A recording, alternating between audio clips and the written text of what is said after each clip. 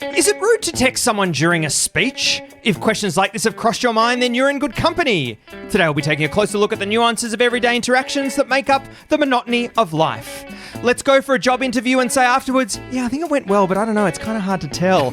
Grab your knitting needles and a blanket because it's time for three old friends to sit around and sew a new patch into their quilt of friendship. So join me, Dion, under the covers with Christian. Welcome to Patchwork. And Josh. Welcome to Patchwork. Now, Dion, I know that often I say before we get started, and then I just lay into Josh. It's been the same for 121 episodes. But I had a text exchange with Josh, and I don't know how to feel. I have my primal gut instinct, but after 6 years, I feel like maybe there's room to learn. Maybe there's room to grow and to be better. So let me tell you about the text exchange. So Josh takes a photo of a basketball, top down, beautiful red, white, and blue basketball. Pristine. Okay. This yours? Huh. I respond. I remember buying a ball at the start of lockdown for us to play with and never did. I have no memory of what it looks like. This could very well be it. Do with it what you want. Josh, Coolies. I'm going to list it on Marketplace. It's in perfect condition, never been used. Okay. Dion, Yes. despite me saying, do with it what you want, does Josh have the right to sell my possessions on Marketplace for a profit? For a profit. Like I'm greedy. Well, it's an interesting one. Fat cat ears. And just look at Josh in his suit, in his tails and bow tie. Chomping on that cigar. I think it's an interesting one because did Josh not say, do you mind if I sell it? Oh, wow. We are on YouTube. Josh's face, hopefully, in the camera to him, he looks so like... You just heard the full exchange. Yes. And the key thing that Christian said was, do with it what you will. So when I said do with it what you want, Yeah, or what were you expecting Josh to pursue a career? In my head, it was like, cool, you can use it 100%. You can also, in my head, I'm like, Josh is creative. He's got the Game Boys thing. Maybe he'll like make a prop out of it. Yeah. Do with it what you want.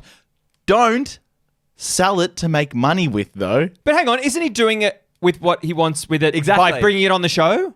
Like by bringing this up on the show? This is exactly... You're getting the value of it. This is perfect. No, okay. I'll tell you that the mental pathways that I took was I found it under the stairs. I was like, why have we got this? It's been there for so long. I keep seeing it. Just get it out. Get rid of it. And I was like, oh, maybe it's that one Christian bought. I think he might have got one at the start of lockdown. So I messaged him to check, is this yours? Yes. Ergo, do you want it back? What do you want? And so Okay. he said, do with it whatever you want. Now, and I'm like, what I want is to sell it. Great. The big question then is, who gets the money?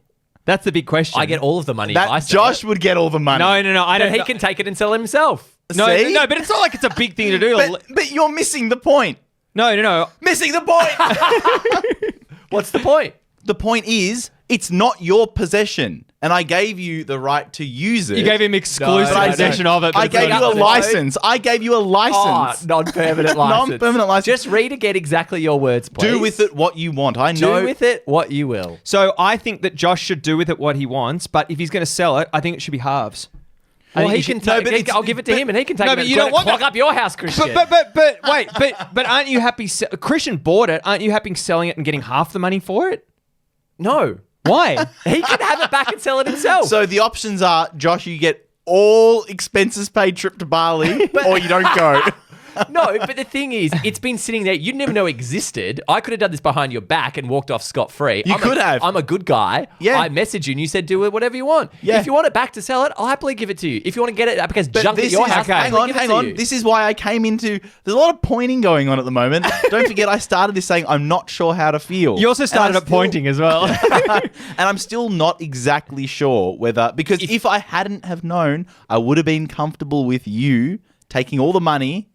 Because I never would have known. Okay, took all the risk. what about this scenario? A friend of mine, Liam, had a massager for his calves, a big massager for feet and calves, and he was like, "You can have this." And I was like, "This is great. I'd love this." So he gave it to me, and I used it, and I was like, "This really isn't doing much for me." So I listed it on human trafficking, I isn't it? listed it on Marketplace for I think it was about $200, knowing that Well, he didn't know that I was listing it, but Hang on, he just didn't want it in his house. So he's like, take it. He was like, just take it, just take it. And he also hates selling stuff as well. He was like, take it. But then the next time I saw him, someone picked it up for $150, made this profit, and I was like, fuck, do I need to tell him? And then I told him, I was like, hey, by the way, I sold this for you. And he said, and I was like, I should give you the money. I'll give you the money for it. And he was like, no, let's just go out in a meal. The two of us go out in a meal and we'll use that. But you can go out in a meal. Diplomatic shit. I like that. Hang on. But You're going to take me, what are you going to buy me a bucket of chips? well, how much did you list it for? I haven't listed it yet because I knew that I've been lazy as well. The thing hang on. That was your whole point. You were like, I'll give it back to him and he'll never list it. You haven't even listed it. No, not yet. But what the thing is, right? I was happy to give it to him, but then in the absence of that, I was going to sell it. Yep. The fact that he said, do with it whatever, I would have happily, if he'd said anything, be like, yeah, man, no worries, have it back. Here you go, all yours. He said, do whatever you want. This is the whole thing. I don't know, because honestly, it doesn't bother me that much. But there's a part of me that's like, I understand that. Content. Josh. But you dug your own grave by telling me do whatever I want with it. No, but that was the thing. In my mind, it was never do with it what you want.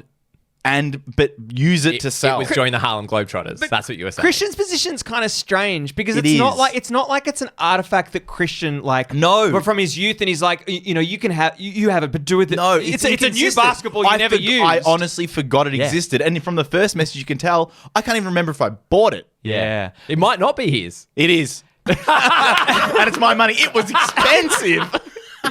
Josh, you know what? I do want to ask you just quickly, if you did list it, what would be your thinking in terms of the asking price? I'd look up a new one and drop $10-20 off that.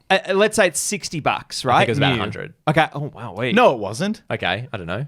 It was at least 10,000. No, I'm pretty sure it was one of the cheap like $25 balls. Oh, really? Yeah. Oh, well, $20 then, I guess. Really? You're not going to get shit for that. People are going to go, you're going to get lowball offers. It's going to be a mess. And then you just end up rolling it down the street. Anyway, I think I'm within my rights given what Christian said. But now, honestly, if you want it back, it's all yours, mate. No, I want you to sell it and give me some of the money. See that? I'm not your lackey. No. You're getting money for nothing. But you're literally getting money for nothing. No, but there's a weird divide between me getting rid of junk and getting money versus now me doing Christian's bidding and selling his goods. It's not junk. It's brand new as well. You're getting money. There's a completely different mental space of me selling something on your behalf versus me getting rid of junk. It's because there's a lot of effort in selling something as well. Like, I don't think it should be 50-50. It's probably 2/3, 1/3, or just a beer. Would you get Christian a beer if you're out? You go, hey, what about that basketball? That's not bad. I like the idea of a little favor when we're out next time. Something nice, something cute like that. Hand job? Beautiful. Yeah, sure. Something cute. Something nice and cute.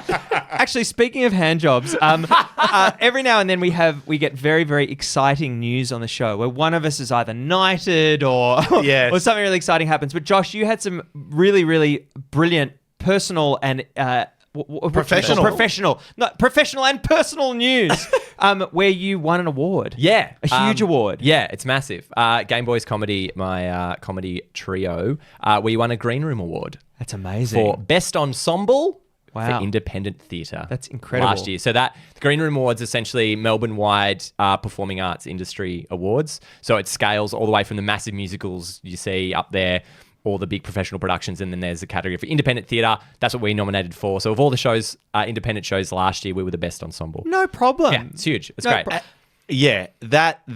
That first and foremost. Sorry, before I get stuck in, I'll give you a couple of seconds. Congratulations, Josh. Thanks, mate. It's huge. I'll still be selling your ball. Well, you'll need it. Independent. Great. But independent, right? Like, yes. Do you feel as though that there's this air of kind of mystique still about you guys, the raw kind of underground theatre? Because IGA have it, right? Yeah, with the IGA and they can of charge the performing more. Arts. Great. There's that sense of there's all the big dogs like your Moulin Rouges and your that kind of end of it, and the beating the Dorian Greys, and then there's like the sort of underground that just getting it done. Like there's some cool like interesting cabaret shows, some weird musicals. A musical called The Beep Test.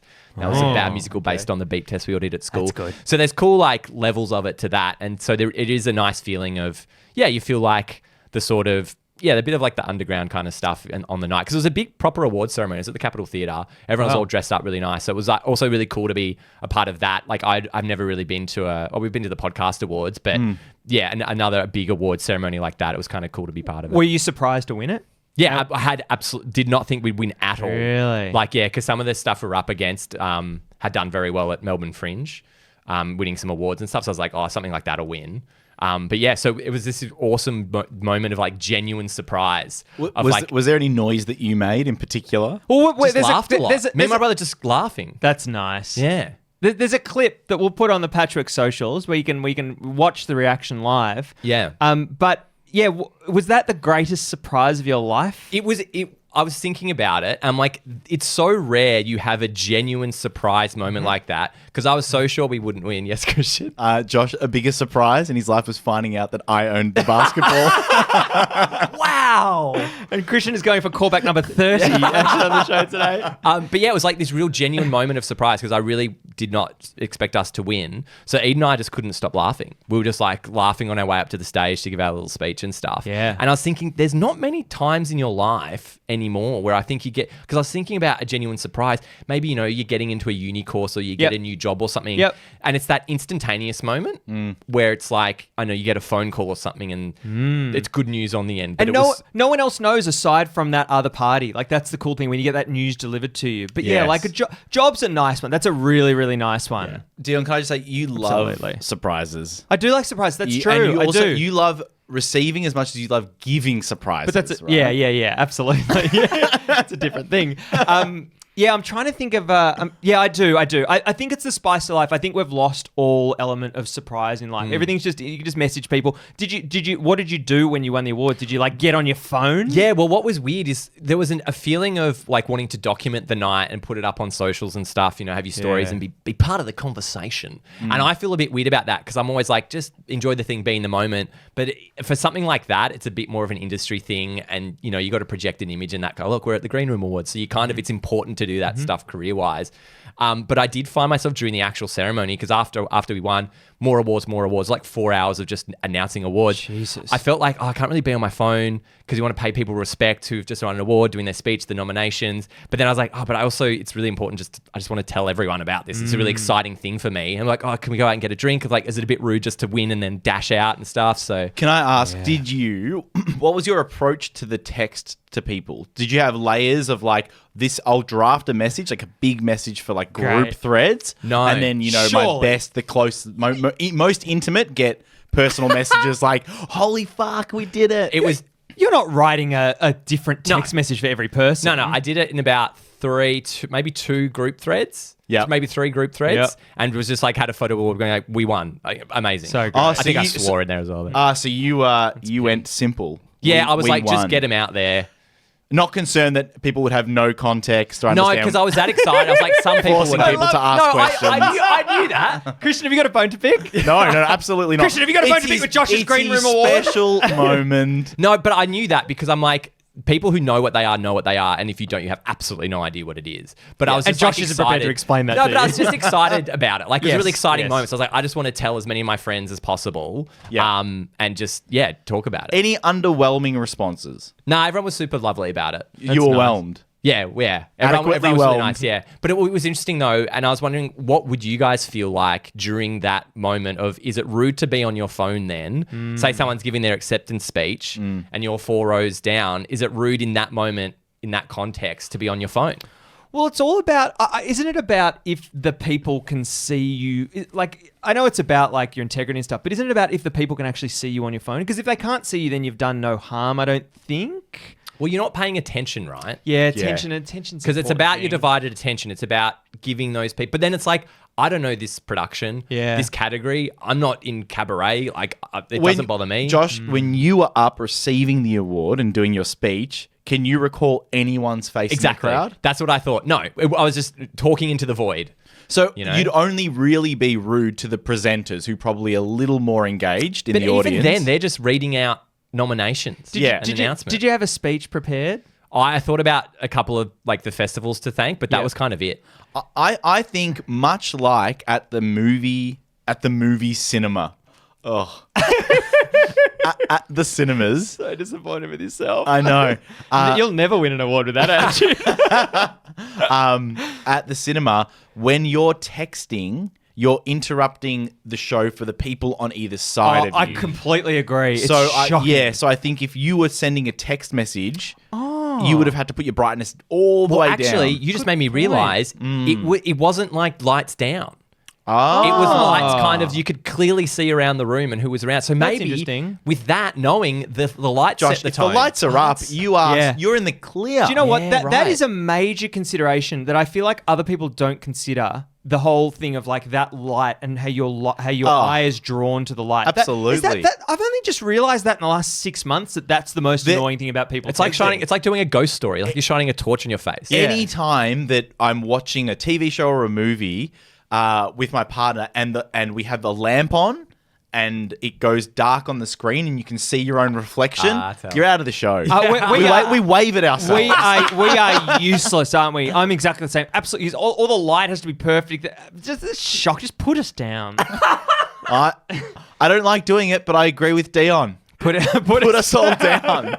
Not Josh. He's just won a Greenwood Award. Congratulations, And he's Josh. going to give me 50%. That's fine. So it was 4 hours of having to. Yeah. So you kind of felt compelled to stay there, but you probably after that award, you probably really didn't want to be there. You probably just wanted to share it maybe with But people. the thing was, there wasn't like socializing time. So it was like we went outside for a drink at one point just to celebrate privately. Yeah. But then it wasn't until the very end that you could sort of talk to people and hang out. So Yeah, it was a weird thing, but I don't know how you speed that up.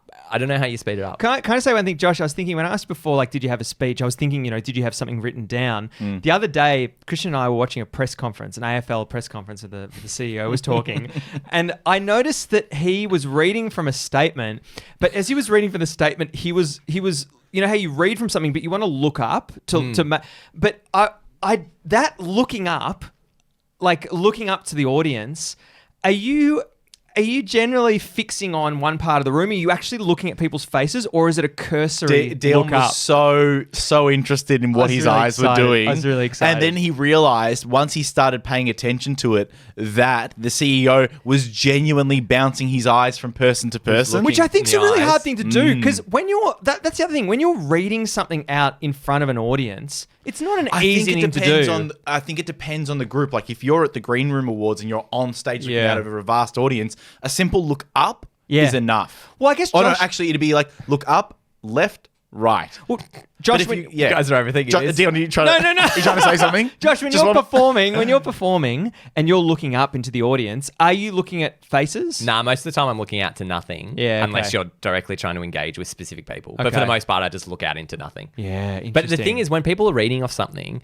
the worst is when they go to look up and then they come back and they've lost their spot. And it made me think, like, what is kind of, because I also did some work training recently, and I was thinking about what makes a training seminar like someone who's good or bad at that, because we had a number of different talkers. Yeah. And I was noticing that I'm fine just to, even though it's dull and boring, whatever, just sit and listen. But then there's some that are like really engaging, and I was like, what is it about those people?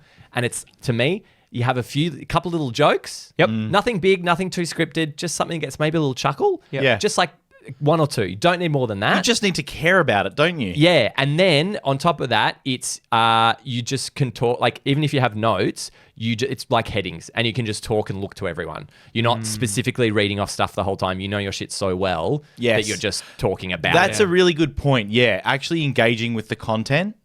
But sometimes you just have to sit through it, right? Like, what was the audience like at this training? One of them, it was quite a small room. It was like a university lecturing room, but it was like 6 rows deep, very, very, very small space. And there were a couple of people behind us who were like chatting quite loudly. Really? Like not paying attention.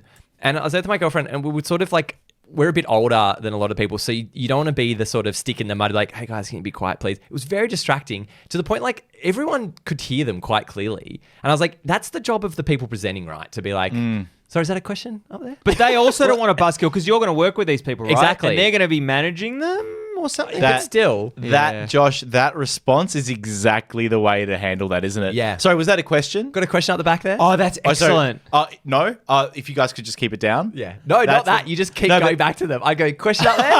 No? Okay. No. That's Guys, great. have you got a question this time? Yeah. That's really good. That would be very effective. But yeah, it's obnoxious. I think a lot of people aren't particularly good at whispering either. I don't know if you guys are you guys good at whispering? Nah.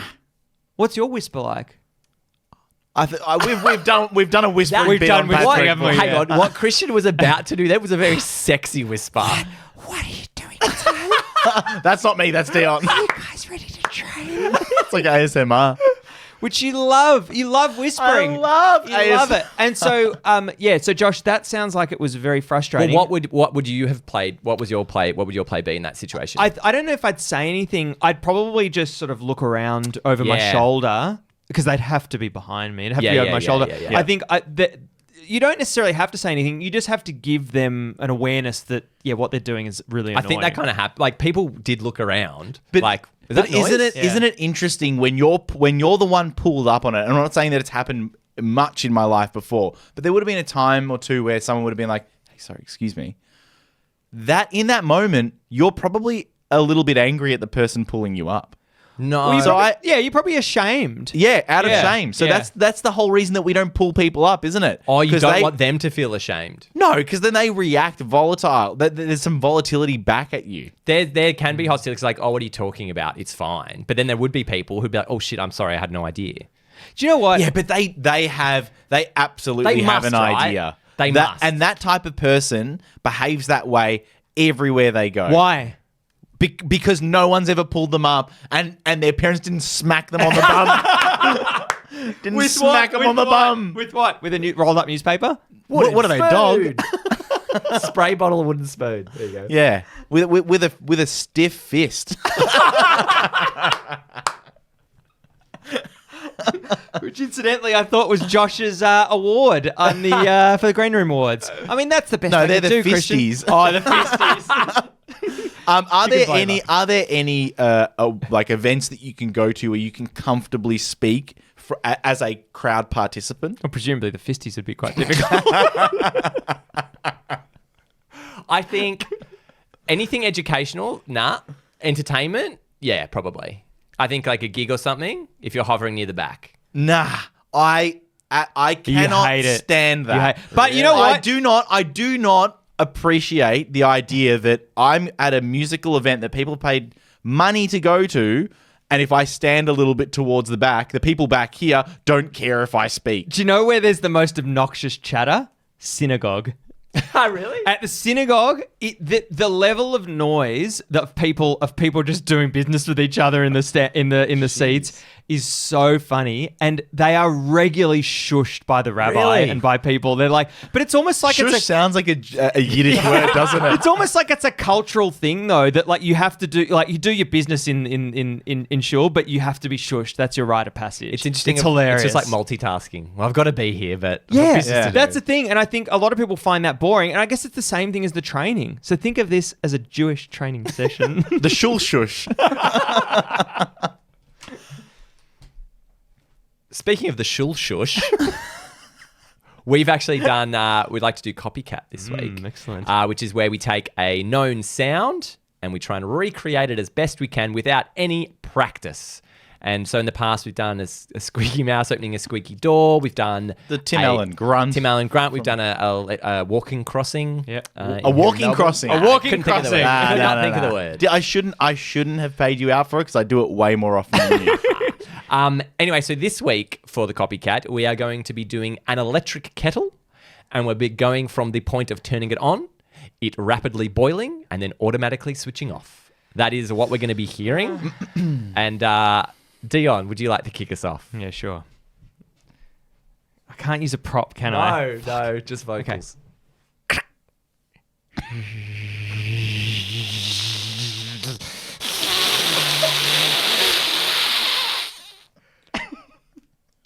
I love how the kettle giggles. It's just boiled. It's like it's just post orgasm. You know what the problem was? Little giggle, and then I forgot to take a breath before. Jesus. I can't wait to watch that back. Oh, as I well. can't wait to hear you, Christian, because you're Yeah. up next. Yeah. Okay. And you'll be shocking. All right.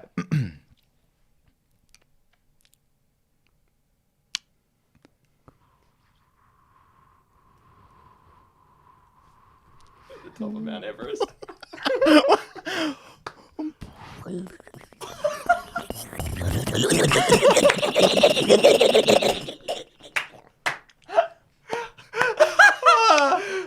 That's my vote for ingenuity. Oh my God. Excellent. You give the bubbles. I think you. I've got this in the bag. If I, Wait a minute.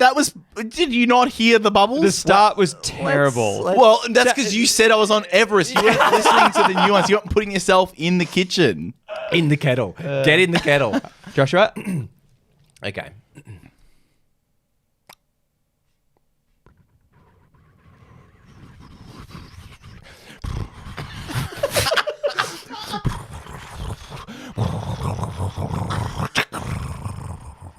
That got to 90 degrees. That wasn't 100. It didn't boil? It's only because of the click, and then the boil down. Whatever. It was Right. pretty Whatever. I think it's You know, you might be good in an ensemble, but you shit on your own.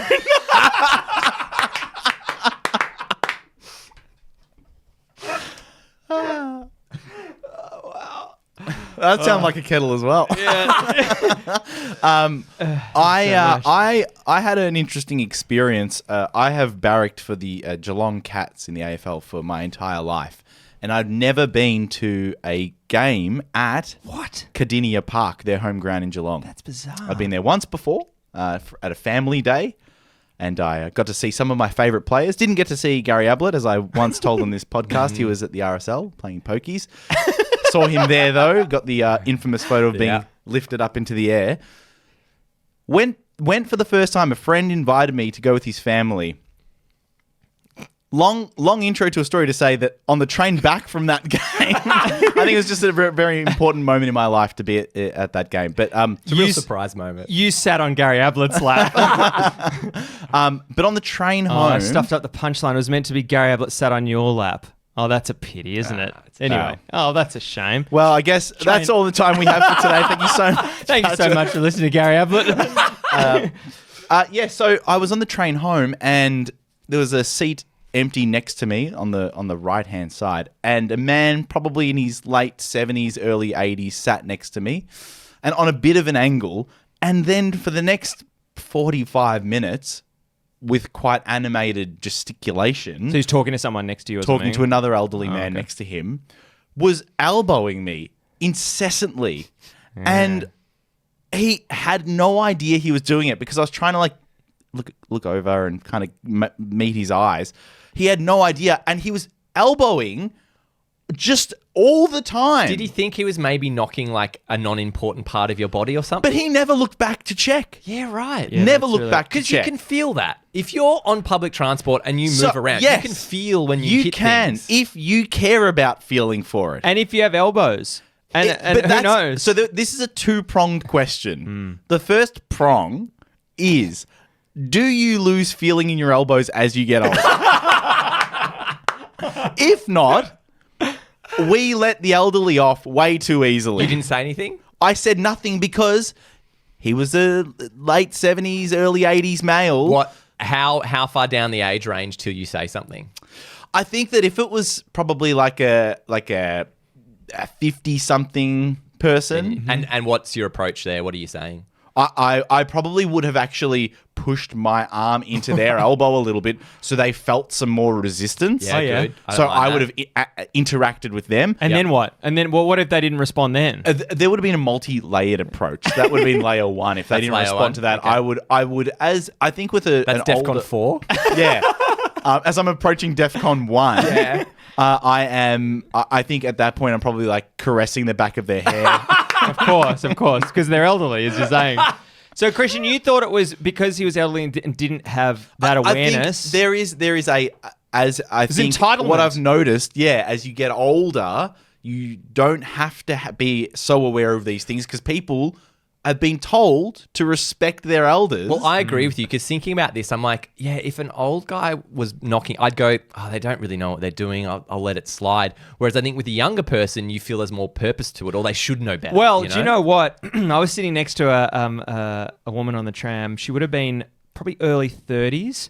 And we were sitting right next to each other, and she was using her phone, and she was always lifting her arm up to use her phone, and she'd sort of brush past me. It was very, very annoying. And she was also taking up a little bit sort of more of the seat. By the way, can I just say that men all over the world are doing this at this very moment, man spreading everywhere. But the fact that this was a lady, but I was a bit, it was a bit annoying because it was in the morning and it was just, I just wanted my space.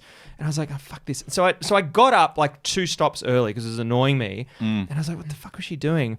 I got up and I had my headphones in, and as I was getting off the tram, someone tapped me on the arm, and it was with her. It was her with my umbrella. Oh no! And she was so kind. She came up like halfway up the tram to give me my umbrella, and I was like, no. God bless this woman. She rubbed the umbrella on your arm to get your attention. But it was really lovely because I'd made this judgment that she was so annoying, and then she did this lovely thing. But you chose in that moment, as Christian did, you didn't say anything. I didn't say anything. I just thought I'm just going to get up and I couldn't be bothered. I didn't want any altercation. I think if you have the opportunity to get up and remove yourself from the situation, do that. Yeah. I didn't. I think there's a bit of difference though, because Dion's one sounds like there's a bit of just natural movement. It just happens. That's that right. You're in such close quarters. But yours, Christian, This guy seems a was- bit more like yeah. you're really getting out of your personal space there and really swinging elbows. But that's what I mean. Like on a train, you have to be more considerate of the Yes. space that you have. It's hard though. So I go to the football with my dad, and I usually arrive at the footy in our seats, and my dad will come, and he will usually have a backpack full of like fruit.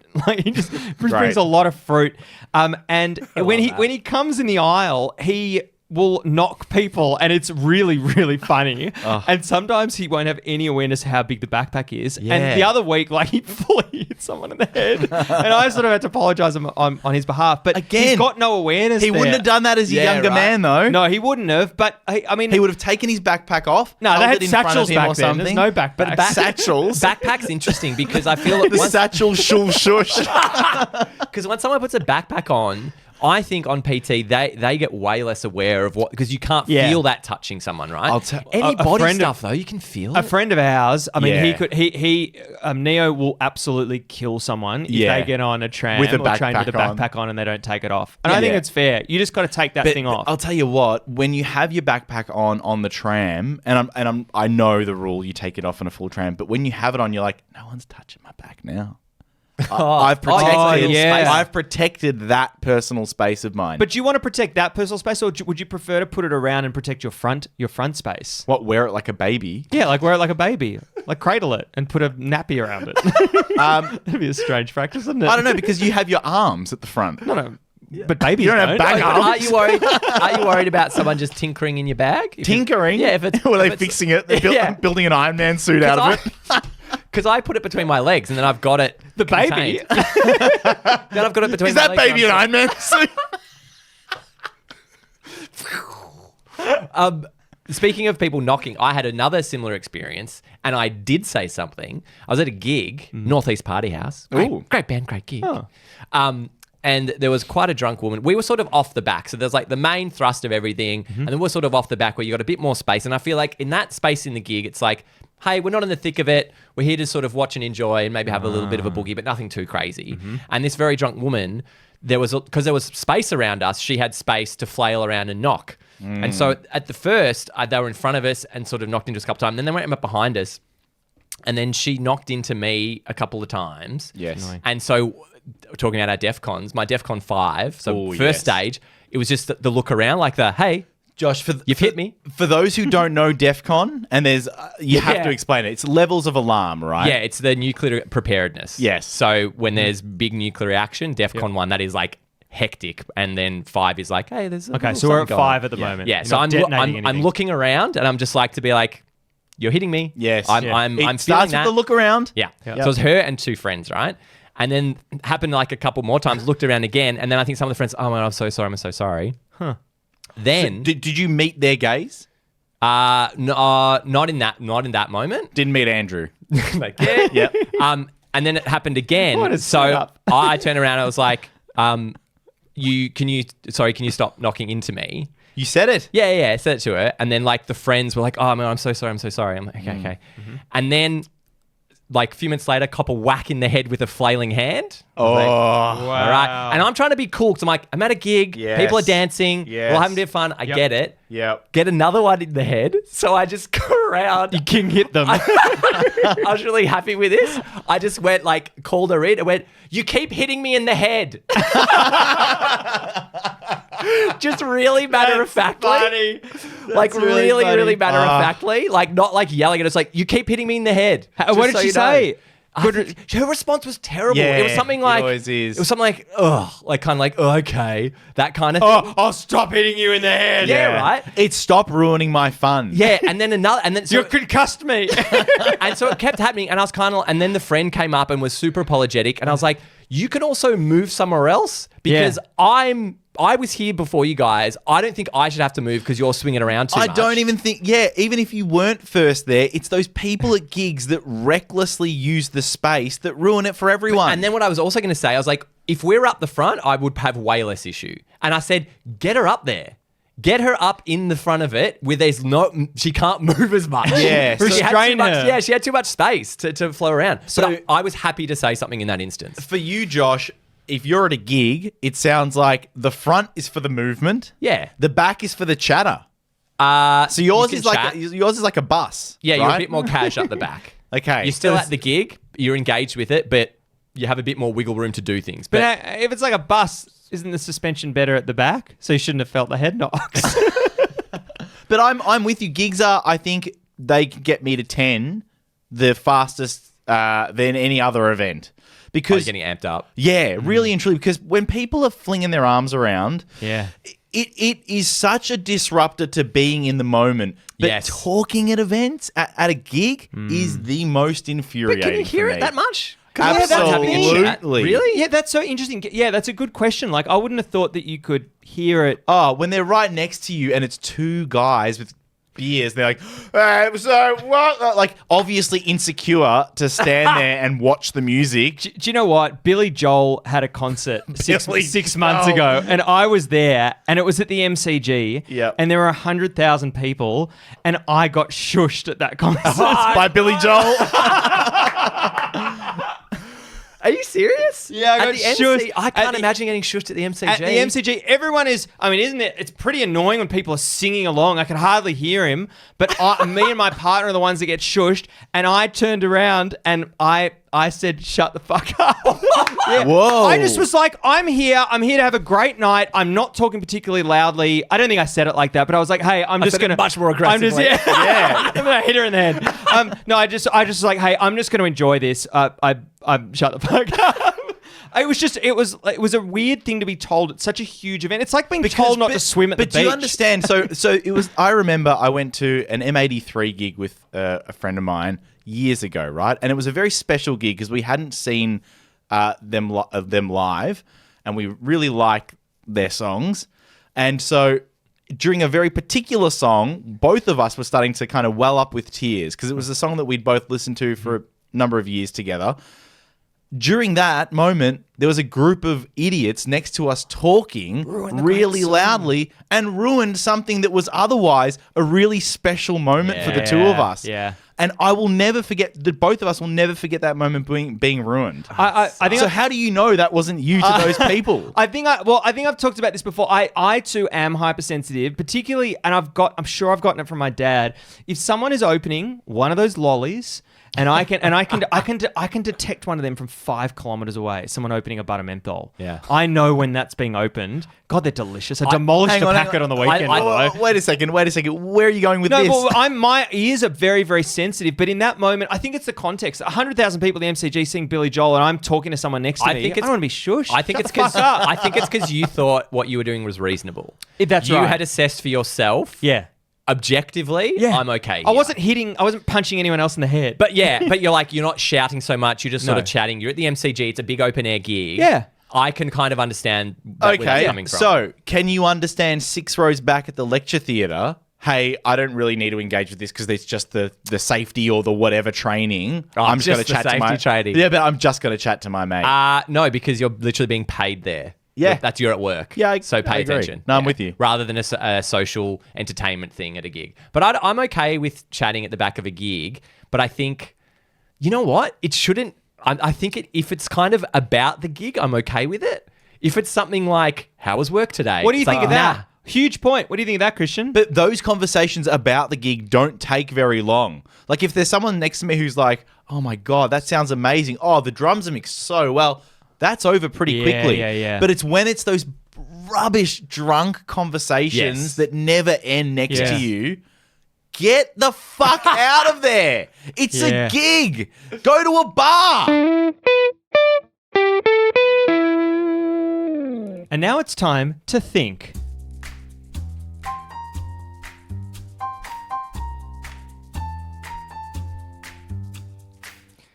Camembert and brie cheese, exactly the same cheeses with different names.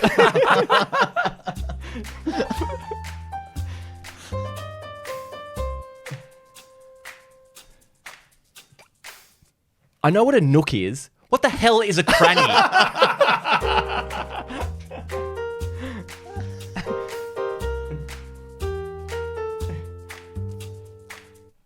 Oh, that's interesting.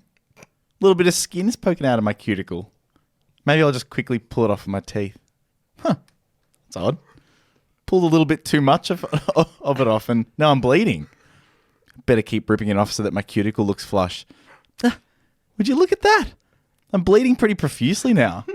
I'll just quickly suck the blood so there isn't a mess left on my finger. Jeez, that was actually pretty tasty. Actually, you know who has a lot of blood? Grandma.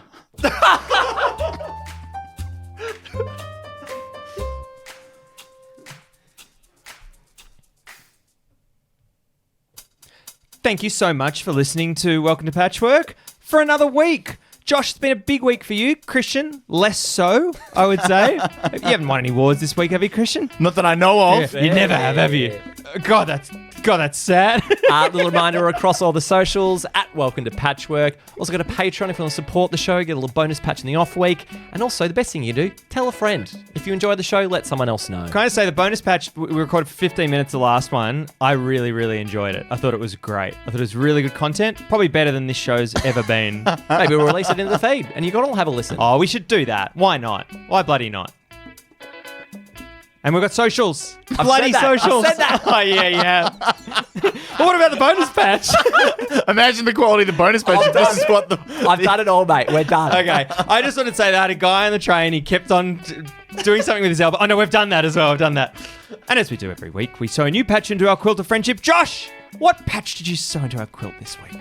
My patch this week is me talking all the way through the Green Room Awards, missing my award win, and then Christian accepting it on my behalf and selling it online afterwards. Christian, what patch did you sew this week? Thank you, Josh. This week, I sewed into my patch the inaugural winner of the best backpack at the Fisties, Iron Man Baby. Yes. And Dion, what did you sew into your patch this week? My patch this week is Christian taking back his basketball and bringing it along as a projectile for anyone that disturbs him during a gig. Thank you for listening to Welcome to Patchwork for another week. I've been Dion. I've been Josh. And I've been Christian. And a special goodbye to our listeners in Serbia. Zbogom. Zbogom. Zbogom.